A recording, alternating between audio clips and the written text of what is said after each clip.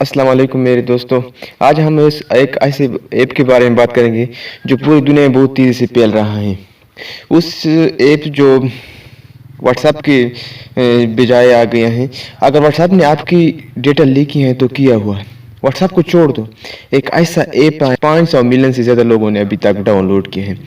500 million से ज़्यादा लोगों ने डाउनलोड किया, क्योंकि जो बड़े बड़े लोग हैं वो पहले से ही यूज़ करता था, जिसका नाम है टेलीग्राम। वो स्क्रीन में शो करूँगा, जिसका नाम है टेलीग्राम, जो बहुत बहुत ज़्यादा लोग उसको फॉलो करते हैं अभी। 500 मिलियन से ज़्यादा लोगों ने उसको डाउनलोड किया, क्योंकि व्हाट्सएप की जगह आ गया है। व्हाट्सएप ने आपकी डेटा लीक करता है। इस व्हाट्सएप का हकीकत ये है कि व्हाट्सएप को पहले से फेसबुक वालों ने ख़रीदा है, और व्हाट्सएप फेसबुक का एक ब्रांच इंडिया के पास है। तो ये भी हो सकता है कि हमारा डेटा इंडिया के पास जाए।